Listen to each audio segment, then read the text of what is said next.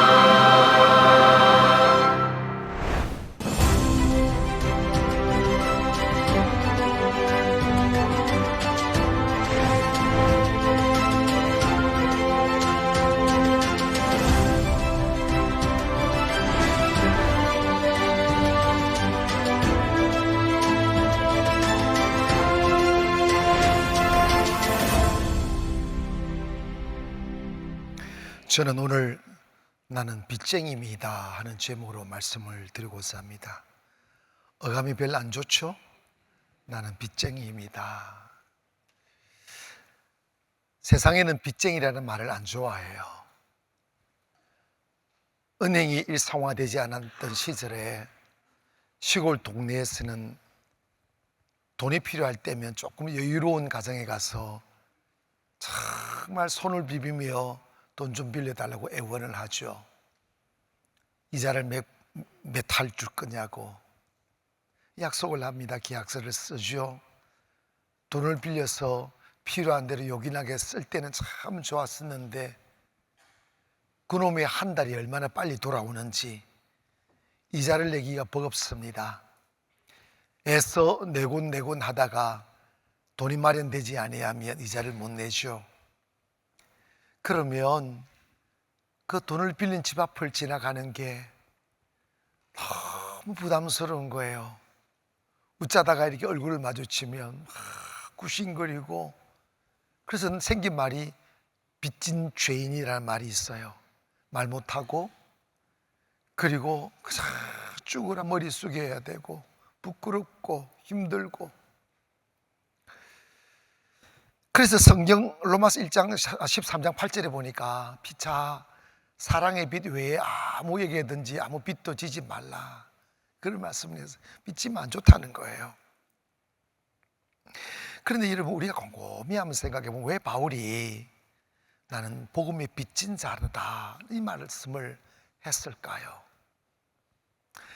우리가 예수 믿은 것, 구원받아 하나님의 자녀가 되고 내일을 보장받게 된 것은 절대로 공짜가 아니라는 거예요. 그 어느 누군가가 흘린 눈물과 땀과 수고, 그리고 그들이 치루었던 눈물겨운 희생을 통하여 우리가 예수 그리스도를 알게 되었죠. 저는 어릴 적에 외국 선교사님들이 그 아주 낮은 시골까지 찾아와서 시골 사람들과 함께 어깨를 마주치고 같이 눈을 마주치고 그들이 살아가는 초라한 삶을 같이 살아주고 같이 밥 먹고 이러면서 복음을 전해 주었던 선교사님들을 기억합니다. 제가 2005년경에 태국 치앙라이라는 곳이 있어요. 방콕 있는 치앙마이 말고 치앙마이에서 치앙라이는 아주 시골이 많은 산에 있는 동네들이 참 많은데, 그곳에 제가 아는 선교사님이 계셔서 교제하다가 그곳에 가서 교회를 3군데 이렇게 건축을 해드린 적이 있습니다. 그 이후로 생활비를 십몇 년 동안 계속 보내주긴 했지만은 그 후로 딱 한 번 다시 또 가봤어요. 그리고 제가 단 한 번도 시간도 안 되고 이래서 갈 수가 없었습니다. 지금은 비행기라도 있어서 태국까지는 이렇게 비행기를 타고 가고 차를 한 8시간 타고 가고 막 이러지만 그때도 너무 멀었어요. 너무 힘이 들었어요. 고물고물한 그 산길을 차를 타고 아슬아슬하게 지내 몇 시간을 가다 보면 넋이 나가는 듯해요.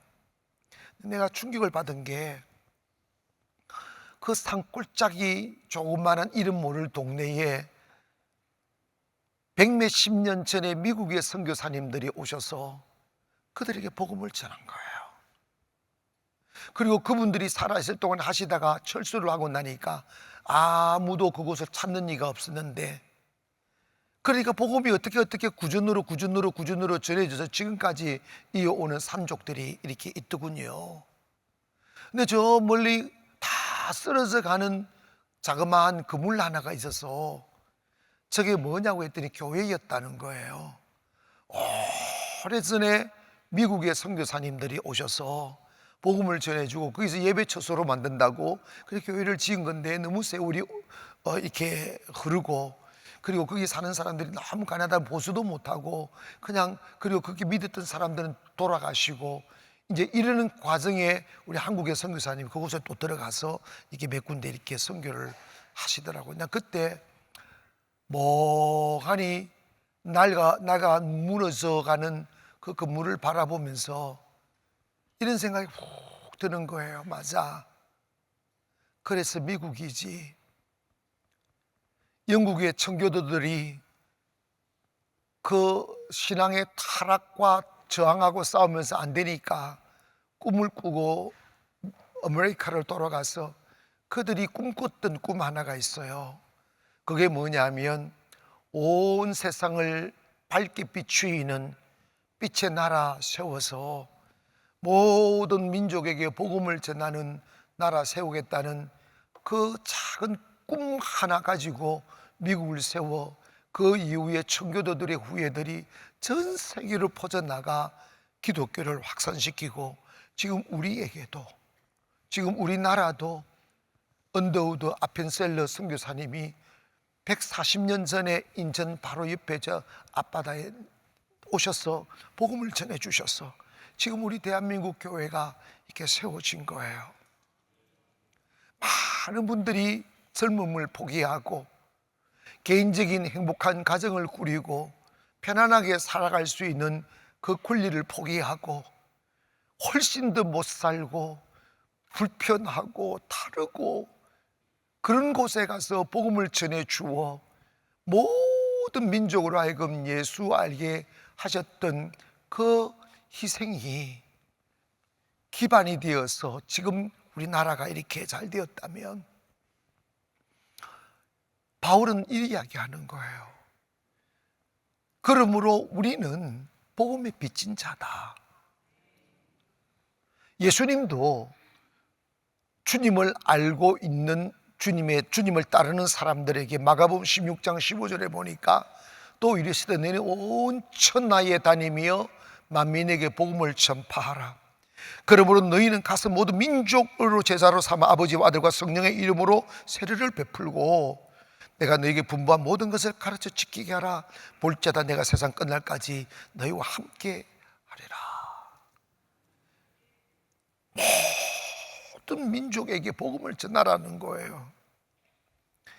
이 말씀을 받은 바울은 자기가 만난 예수 그리스도를 자기의 가슴에만 파묻어 둘 수가 없었어.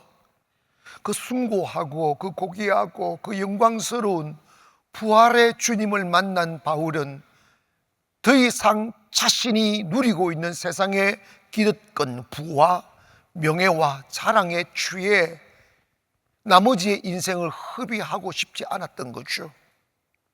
그래서 자기는 예수 그리스도를 전하기로 결심을 하고 나는 복음에 빚진 자다, 이것을 외치기 시작하는 거예요.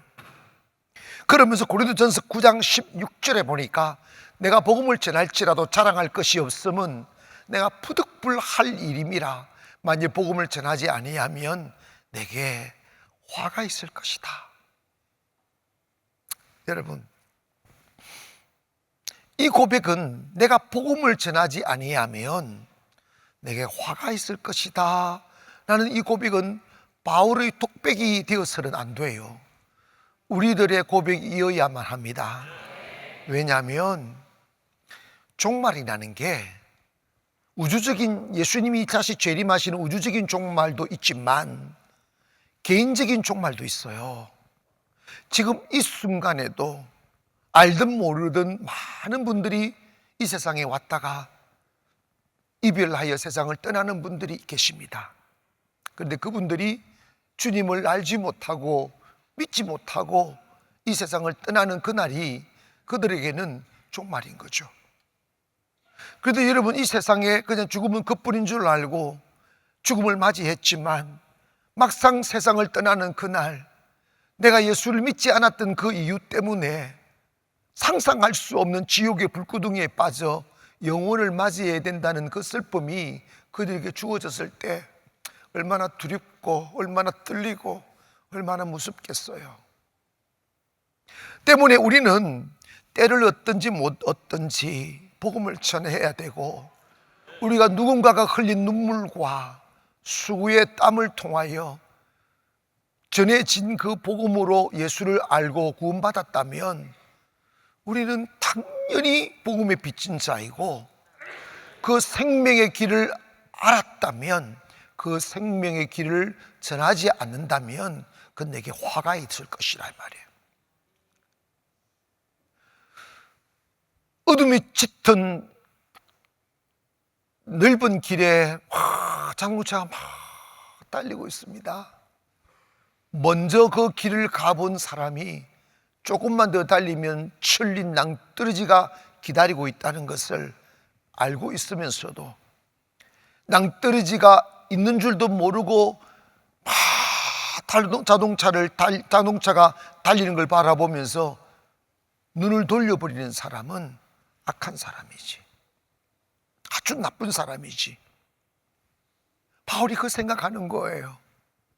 예수 믿지 아니하고 브레이크 없는 자동차처럼 인생의 향락의 배를 타고 달리는 인생들에게 너 거기서 멈추어야 된다고, 너 예수 믿지 아니하면 지옥 간다고. 있다 없다 사람의 말에 결정되지 않는다고. 전능하신 하나님은 천국과 지옥을 만드셨다고. 예수 믿어야 살 길이 있다고 외쳐야 된다는 거예요. 외치지 아니하면 가장 악한 자라는 거예요. 그러니까 내게 화가 있을 것이다. 이 화는 뭐냐면 내게 저주가 있을 것이다. 어떻게 하면 어떻게 자기 자신을 향하여 저주가 있을 거라고 말을 하는 것입니까? 그 이유는 그만큼 복음 전하는 것은 엄중하고 귀한 것이다 이 말입니다. 사랑하는 여러분, 우리 한국 교회도 예전에는 너나 할 것 없이 교회들마다 일어나 전도해야 되고 복음 전해야 되고 선교해야 되고 젊은이들이 영혼을 살리기 위하여 열방으로 나가겠다고 손들고 일어나는 젊은이들이 구름대처럼 몰려들어 목사님들이 되고 선교사님 되어서 인구 비례, 경제 비례 제1의 선교 국가가 되었는데 이제 어느 순간부터 아무도 복음을 위하여 십자가를 지고 세상에 나가려 하지 않습니다. 미국도 더 이상 선교사 같지 않아요. 그러니까 하나님의 빛의 영향력이 사라져 버리는 거예요. 예수님이 오시는 그날까지 우리 최소한 예수를 믿어 하늘의 소망을 가진 성도가 되었다면 내 나머지의 인생, 육체의 배부름과 편안함을 위하여 나머지 인생을 소모할 것이 아니라 내가 연약하든 연약하지 않든 어떤 환경일지라도 하나님께서 기회만 주신다면 민족과 열방에 나아가 복음을 전파하고자 하는 그 열정의 불은 꺼지지 말아야 됩니다. 여러분, 우리가 복음을 들고 어디 가면 쉬운 길만 있는 게 아니에요. 제가 어린 시절 알았던 한 선교사님이 바깥에서 저 일을 보고 집에 돌아오니까 그분이 방에서 어코디언을 치고 찬양을 하면서 울고 계시는 거예요. 그래서 물었어요. 왜 그렇게 우시느냐고. 그분의 고백이 이런 거예요. 자기는 결혼하기 전에 내가 준비되면 한국에 가서 한국 사람들을 깨우고 그리스도의 복음을 전하는 일을 하겠노라고 하나님 앞에 서원을 했는데 자기가 결혼하려고 사귀던 여인이 있고 서로 사랑하는데 그래서 결혼을 했는데 결혼을 하고 한국 와서 선교를 하려 하니까 자기 아내가 하는 말이 나는 못 가겠다고. 나는 그렇게 못 사는 나라에 가서 못 살겠다고. 말도 통하지 않고 문화도 다르고 내가 어떻게 그런 데 사느냐고. 그래서 결국은 사랑하지만 이별 아닌 이별을 하고 자기 아내는 미국에다 두고 자기 혼자 와서 불편한 삶을 살아가면서 복음을 전하는 선교사님을 저는 알고 있어요. 여러분, 누가 그 가슴에 피어오른 복음의 열정의 불을 끌 수 있겠어요? 그리고 이런 이야기 하더라고요. 나는 내 아내를 사랑하지만 내 아내는 이 영적인 세계를 모른다. 영혼을 살리는 일이 얼마나 소중하고 영혼을 위하여 드리는 젊음이 얼마나 아름다운지 몰라서 그러니 나는 이해한다고. 그럼에도 불구하고 나는 이 일이 더 중요하다 여겨서 내 아내와 그 아름다운 행복한 시간을 가질 수 있지만 그 시간을 포기하고 불편한 한국 사람들과 함께 보내는 것이 더 가치 있는 일이라 생각하여 이곳에 머문다는 거예요. 여러분, 바울이 하는 이야기 중에 가장 중요한 세 가지가 뭐냐면 우리는 모든 민족에게 복음의 빚진 자라는 거예요. 고백합시다. 우리는 복음의 빚진 자입니다. 14절에 보니까 헬라인이나 야만인이나 지혜 있는 자나 어리석은 자에게 다 내가 빚진 자라. 이 말씀은 배운 사람이나 못 배운 사람이나 우울한 혈통이나 우울하지 못한 혈통이나 부자나 가난한 사람이나 모든 민족과 혈통을 다 뛰어넘어 모든 인류에게 나는 복음의 빚진 자다 라는 것을 고백하는 거예요.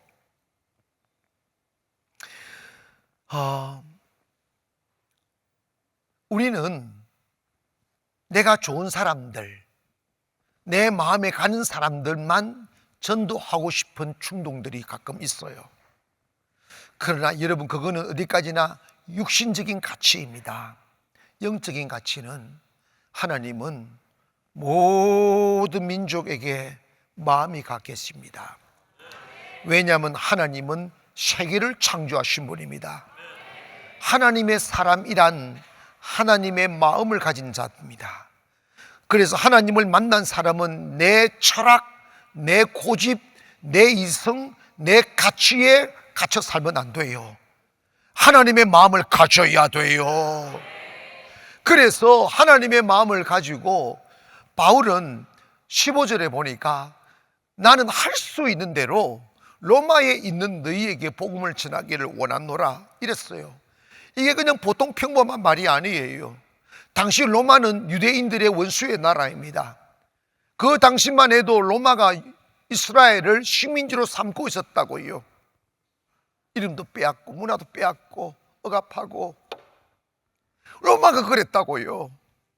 그런데 이런 바울은 로마에 갈 수만 있는 원수의 나라인 로마에 가서 복음을 전하기를 원하노라. 이 말은 여러분 그 안에 그리스도의 영이 들어온 거예요. 여러분, 십자가가 무엇입니까? 십자가는 나를 사랑하는 사람을 사랑하는 게 아니에요. 십자가는 원수를 사랑하는 것이라고요. 그 원수를 위하여 죽어주시는 거라고. 그 원수의 생명과 영광을 위하여 내 자신이 죽을 때까지 고통을 참아내는 거예요.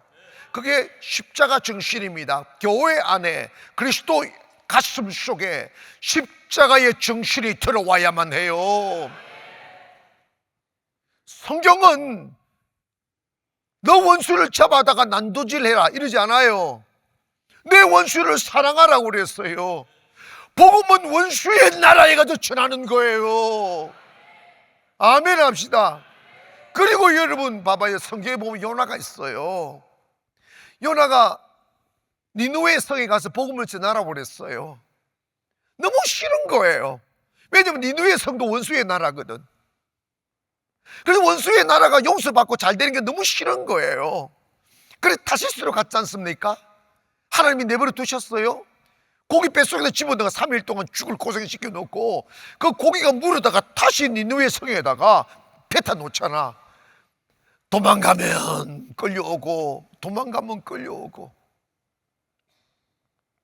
그런데 여러분, 왜 우리가 내가 알 수도 없고 모르는 나와 아무 상관없는 다른 민족, 다른 나라를 향하여 강을 건너고 산을 넘어야 합니까? 복음이 빚졌기 때문입니다.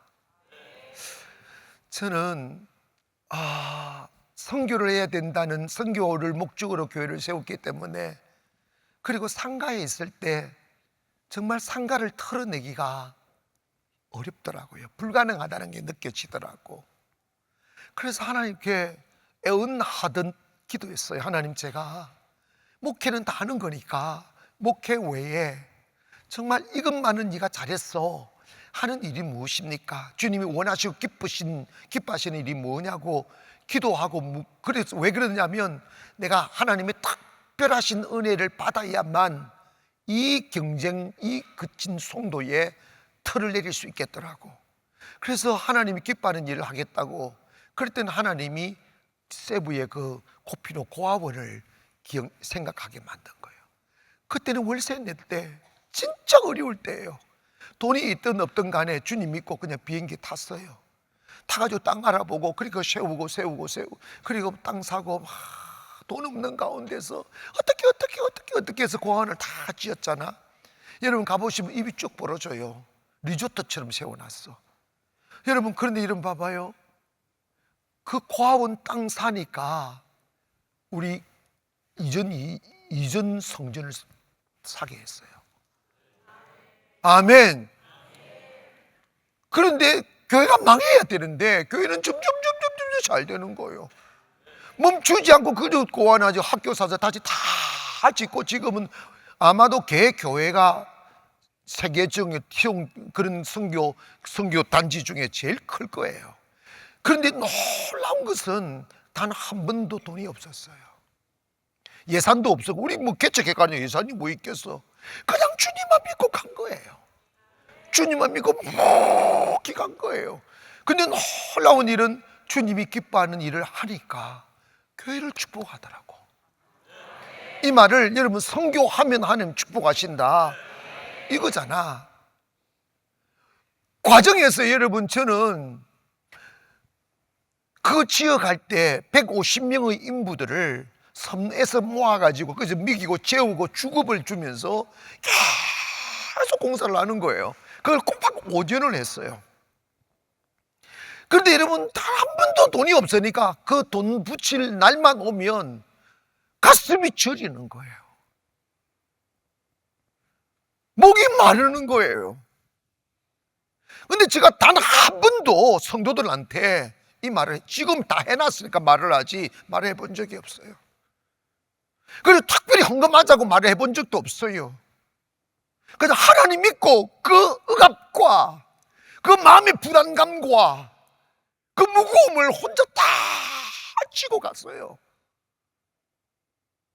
근데 정말 놀라운 건 한 번은 이런 일이 있었어요. 너무너무 마음이 무거워서 그 당시 우리 성도님이 한 300명 정도 모일 때인데 우리 고아원을 위해서 한번 건축 한번 하자고 아무리 해도 돈을 안 붙이면 공사가 중단돼 버리고 다 떠나버리면 다시 해보기가 어려우니까.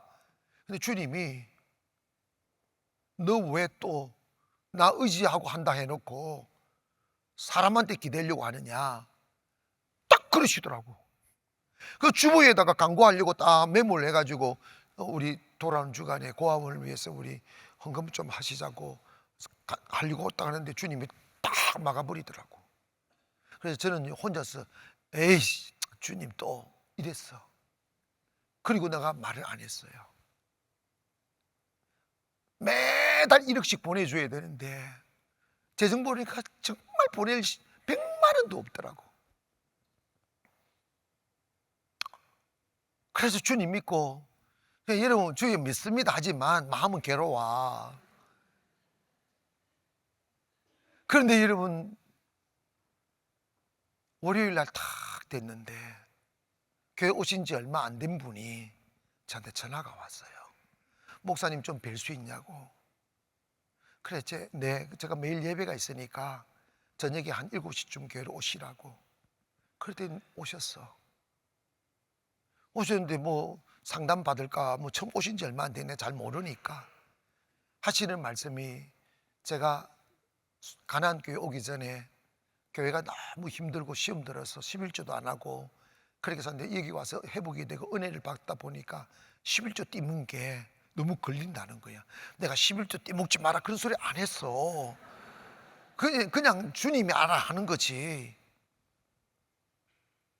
그래가지고 목사님 여기에 조금 너무 살고 보니까 너무 감사해서 조금 더 보태서 이렇게 드리는 거니까 요긴하게 써주시면 감사하겠습니다. 그러고 그러면 한 1, 2천만 원 되겠지 생각했어. 그리고 딱 기도하고 또 다 기도 다 해주고 보냈어. 기도하고 보니까 보고 싶더라고 얼마인지.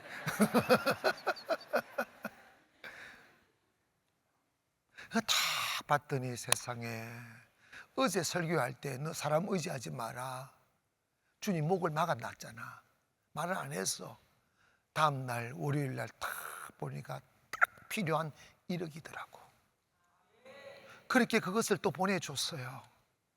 그런 식으로 5년을 지어왔어요.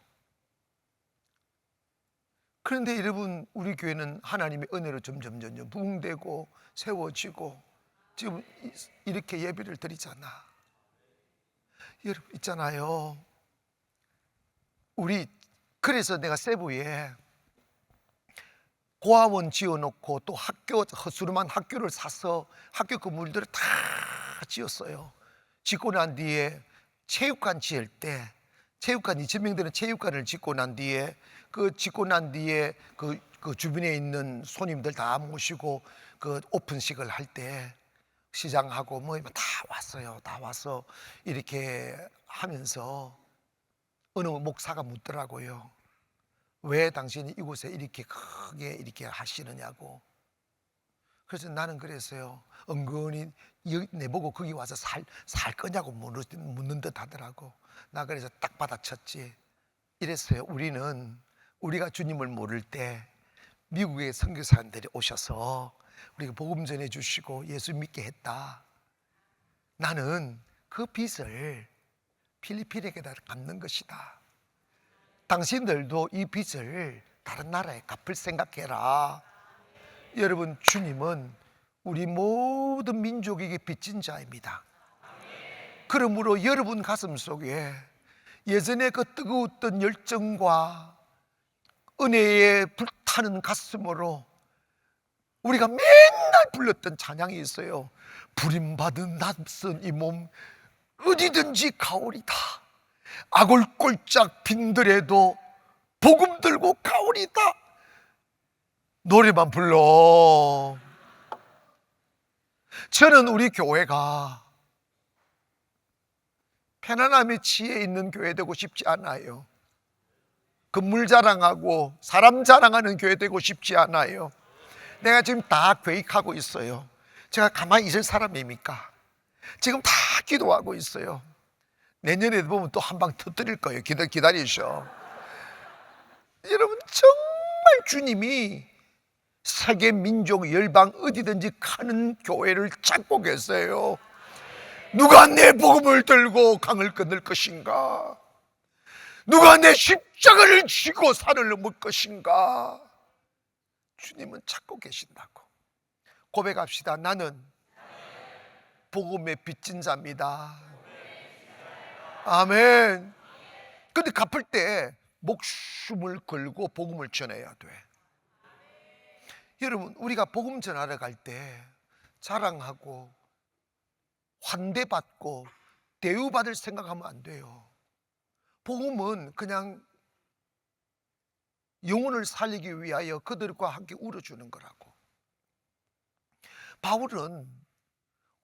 바울의 이름 앞에 화려하고 영광스러운 이름이 주어졌지만 그 이면에는 복음을 전하고 교회를 세우기 위하여 얼마나 많은 눈물을 흘렸는지 고린도후서 11장 23절부터 우리 따박따박 함께 읽어갑니다. 시작.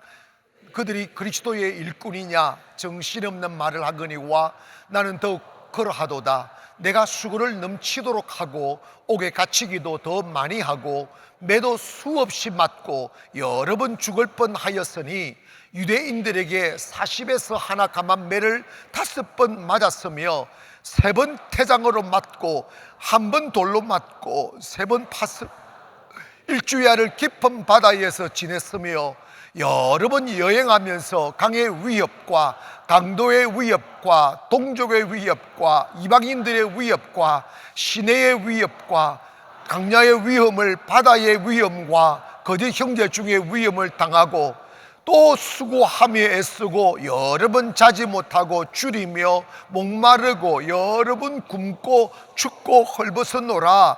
이 외의 일을 고사하고 아직도 날마다 내 속에 눌리는 일이 있으니 곧 모든 교회를 위하여 염려하는 것이라. 여러분 봐요. 곰곰이 생각해 봤어요. 우리 중에 사도 바울이 셀 수 없이 당했던 이 고난 중 하나만 당해도 나답아질 사람 많아. 태장은 과히 맞을 수 있는 게 아니에요. 기술이에요. 3번이나 태장을 맞았다잖아. 고소당하고 욕먹고 매맞고 굶고 춥고 배 타고 가다가 풍랑만나 일주일을 죽은 가운데서 바다에서 헤매 있던 시간들, 보통 생각으로는 하나님이 어디 계셔 할 만도 한데 계속 반복해서 복음을 전하기 위하여 너무 많은 고통을 당한 거예요. 근데 여러분, 개척하면 힘들어요. 죽을 각오를 해야 돼요. 저는 개척을 여러 번 했기 때문에 그걸 알아요.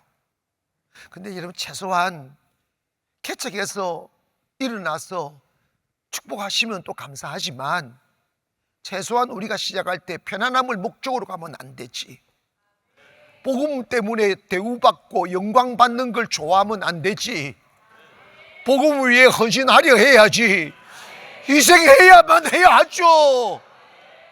어느 순간부터 우리 한국 교회 목회자들, 신학생들이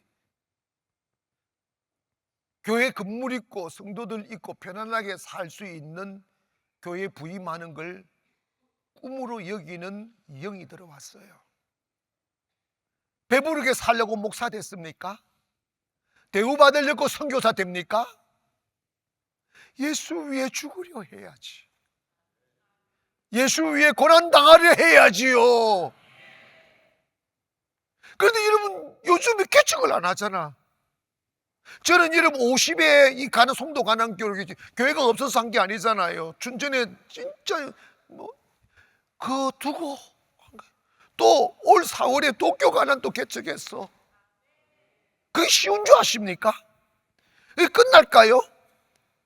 아프리카에 오라고 지금 난리예요. 제가 춘천 가난을 개척할 때도 정말 힘들었어요. 나 죽었습니다 하고 매일 금식하고 매일 예배하니까 살아났지 인간적인 생각에서 못 견뎌요. 그리고 여러분, 교회 2개를 일구어서 잘하고 있는데 송도 비전 주시고 선교 비전 주셔서 세계를 선교하는 교회를 한번 도시에 세워야 되겠다는 꿈꾸고 왔는데 올 때 저 너무 마음이 복잡했어요. 성공할지 실패할지 아무도 모르잖아. 저는 인천을 전혀 몰라요. 인천을 와본 적이 없으니까. 근데 주님 믿고 그때 참 그 심정이 요셉이 애굽으로 끌려갈 때 이 심정이겠구나 하는 생각을 했어요. 막막했어요. 근데 여러분, 예배가 답인 것은 제가 이 인천에 와서 한 게 예배 드린 것밖에 없어요. 아는 사람이 있어. 뭐해서 아무도 그냥 예배 드리는 거 있어.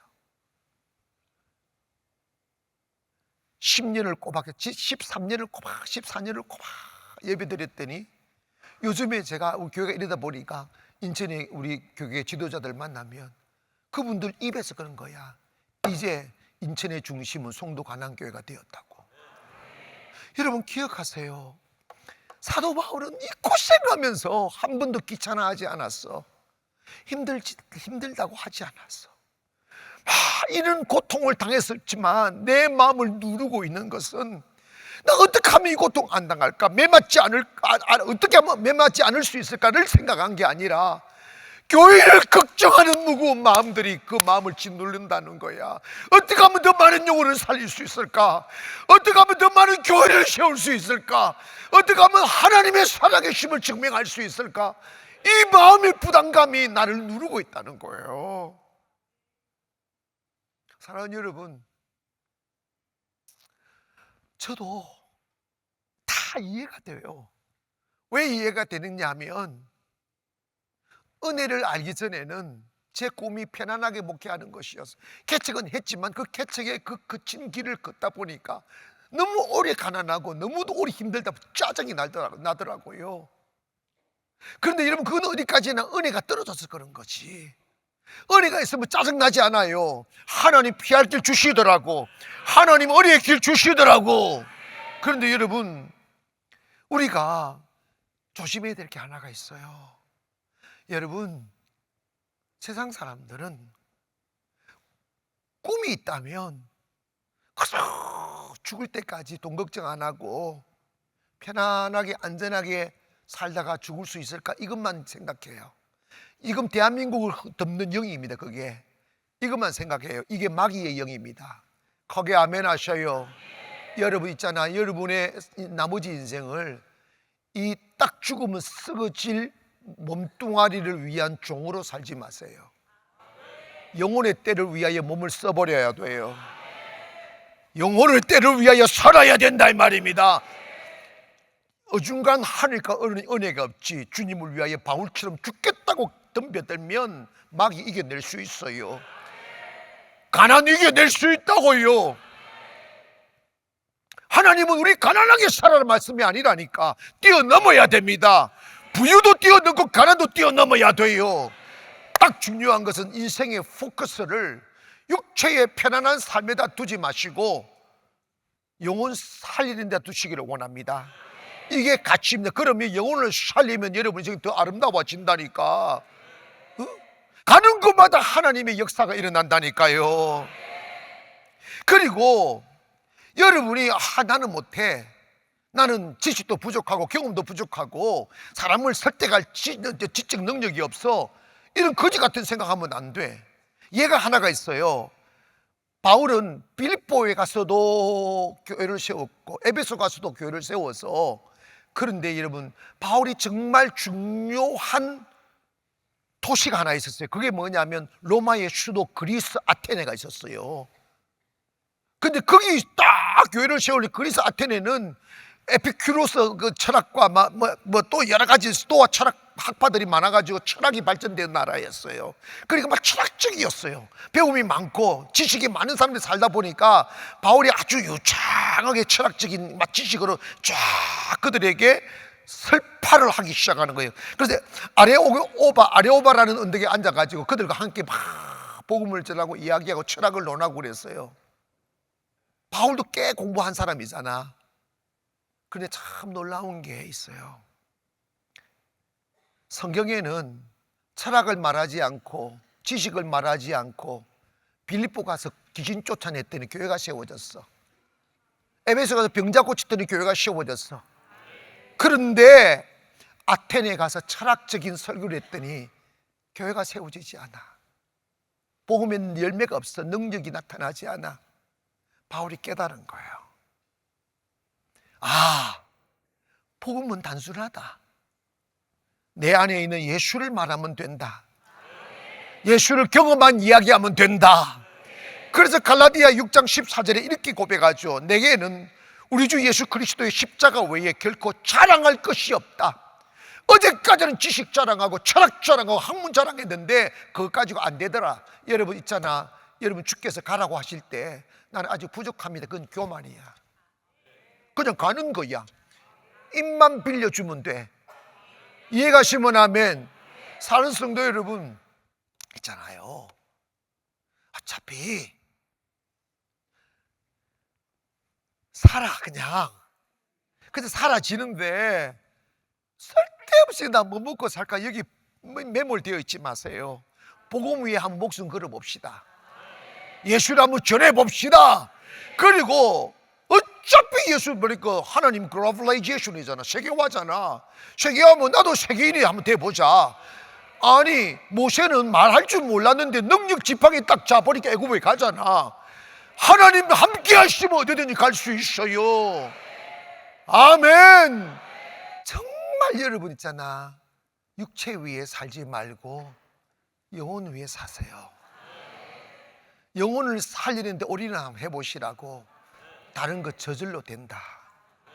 마지막으로 이 세상에서 가장 급한 게 뭘까? 복음 전하는 거라는 거예요. 예수님의 제자들이 물었어요.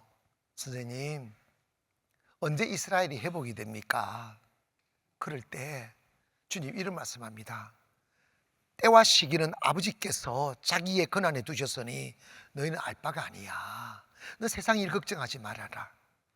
세상 니 언제 성공하고 언제 잘 되고 고민하지 말아라.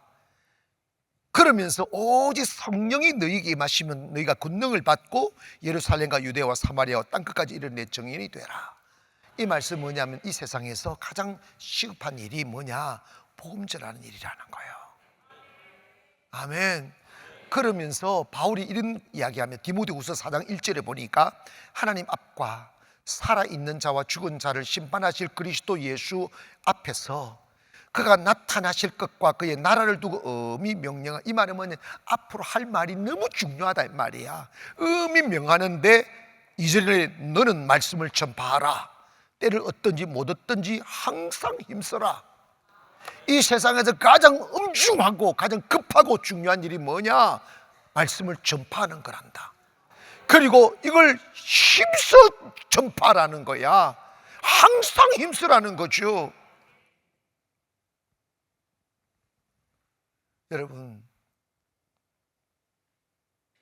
여러분이 선교하시다가 전도하시다가 이번에도 12월 달에 우리가 일본 선교를 갈 때 80명이 가시는데 막 율동도 연습하고 일본말도 연습하고 막 하더라고요. 그런데 한 번씩 이런 생각을 해요.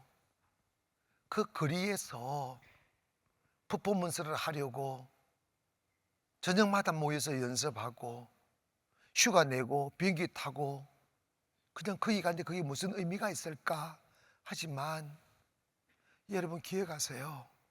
우리가 열매를 만드는 게 아니에요. 거기에 그 어느 누군가 한 사람이 그 시간에 성령이 역사하는 거야. 여러분 그냥 길거리 가시다가 친구들, 친척들, 이웃 사시는 분들에게 그냥 내가 던지 무슨 소용이 있어 이런 말 하면 안 돼. 그냥 툭툭 던지세요. 그냥 툭툭 던지시라고. 우리 교회 한번 나와보시라고. 예수 믿으면 진짜 행복해진다고. 근데 그 던지면 어떤 사람은 침 뱉던 사람도 있고 어떤 사람은 눈 팍 뜨는 사람도 있고 어떤 사람은 하나님의 성령이 만지면 뭉클하는 사람이 있어. 때를 얻든지 못 얻든지 복음을 전파라. 항상 힘써라. 로마서 10장 14절에 보니까 그런즉 그들이 믿지 아니하는 일을 어찌 부르리요? 듣지도 못한 일을 어찌 믿으리요? 전파하는 자가 없이 어찌 들으리요? 보내심을 받지 아니하였으며 어찌 전파하리요? 보세요. 기록된 바 아름답도다. 좋은 소식을 전하는 자들의 발이함과 같도다. 하나님의 눈으로 보실 때 이 세상에서 가장 아름다운 발자취는 복음을 들고 가는 발걸음이라 이 말이에요. 그 사람 하나님 축복하십니다. 그 사람 하나님이 쓰십니다. 여러분 꼭 기억하세요. 나는 못해 이러지 마세요. 왜냐? 우리 못해 신앙이잖아. 그러지 마셔. 그냥 하나님이 하실 거라고. 그냥 이제 할 말이 생각 안 나거든. 눈만 보고 오세요. 성령을 그냥 전해주는 거야. 은혜를 전해주는 거라고요. 사랑하는 여러분, 주님의 갈망이 무엇일까?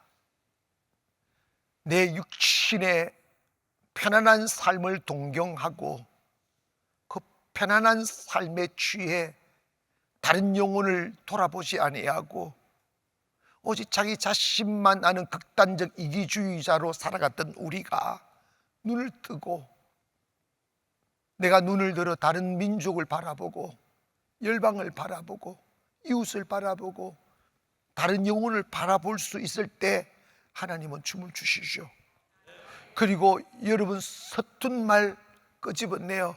그들에게 예수 믿으라고 용기 내요. 교회 나와 보시라고. 이 전하는 한마디가 인생의 운명을 바꿀 수 있어요. 사랑하는 여러분, 복음을 부끄러워하지 맙시다.